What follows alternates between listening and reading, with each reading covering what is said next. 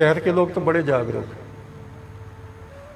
एक कोई है समुदाय, वे लोग जाते हैं वृद्धों की सेवा के लिए। उन्होंने अपनी ड्यूटी लगाई हुई है।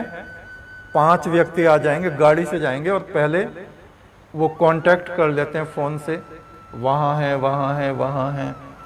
शहरों में तो बेचारे वृद्ध लोग, माता हैं या पुरुष हैं, पूरे दिन खाली बैठे रहते हैं। उनके पास जाएंगे, उनके लिए कुछ फल ले जाएंगे, वो वृद्धों के लिए फूल ले जाएंगे, उनके हाथ पैर मल देंगे, पैरों में दर्द है पैर मल देंगे, दबा देंगे हाथ पैर, ऐसे काम करते हैं। मुझे नाम याद नहीं आ रहा उस सोसाइटी का, है दिल्ली में है, नोएडा में है।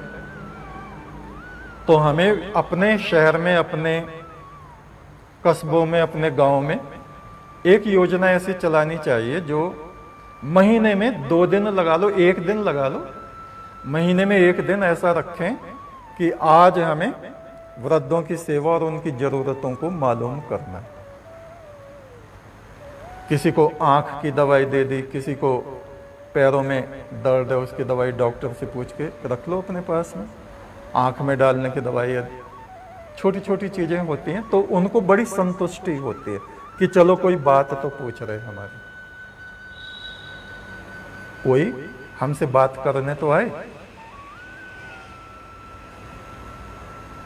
तो जो जीवित वृद्ध हैं उनको हम संतुष्ट करें, चाहे हमारे घर में हो, हमारे पड़ोस में हो, हमारे गांव में हो, या जो भी हमें अपने जीवन काल में जो जो वृद्ध मिलते रहे। बाहर अब जा रहे हैं, रास्ते में कोई वृद्ध, ट्रेन में हम सफर कर रहे हैं, बेचारे वो खड़े हैं या परेशान हैं, मैं ऊपर की सीट पे नहीं चढ़ सकता, आप नीचे लेट जाओ हमारी सीट पे, हम ऊपर लेट जाएंगे। बहुत छोटी सी बात है लेकिन बहुत बड़ी बात है। उन वृद्ध की आत्मा कितनी संतुष्ट होगी और कितनी हमें दुआ देगी। स्टेशन पे खड़े हैं, गाड़ी आ गई और बेचारे बुजुर्ग हैं, अकेले हैं, कोई नवयुवक उनके साथ नहीं, उनका सामान पकड़वा लो। या ट्रेन में से उतर रहे हैं, लाओ माता जी हम उतारें, लाओ बाबा जी हम उतारें, नहीं बेटा नहीं हम उतार लें, नहीं नहीं आप आओ। उनके अंदर कितनी अच्छी भावना आएगी कि देखो हमारा बेटा आ नहीं पाया हमें रिसीव करने और इस लड़के ने हमारा सामान उतरवा दिया।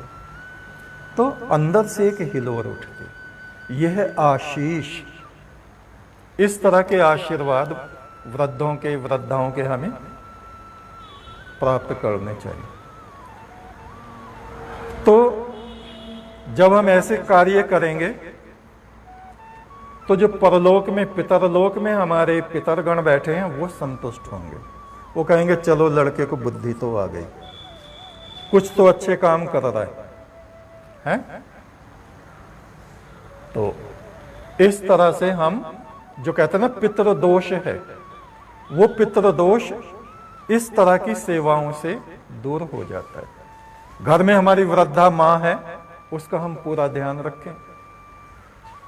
अब आप कहेंगे ध्यान क्या रखें गुरु महाराज, वो तो ठीक है, अच्छा खा पी रही हैं, तंदुरुस्त हैं, बीमार होती हैं तो दवाई ला देते हैं।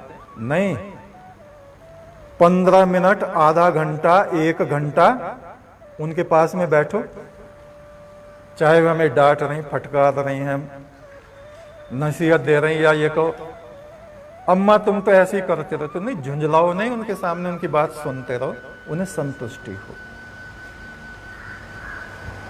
आजकल के वृद्ध अपने आप को बहुत अकेला, एकाकी महसूस करते हैं। दूसरे शब्दों में कहें तो अपने को लावारिस महसूस करते हैं, शहरों में खास तौर से।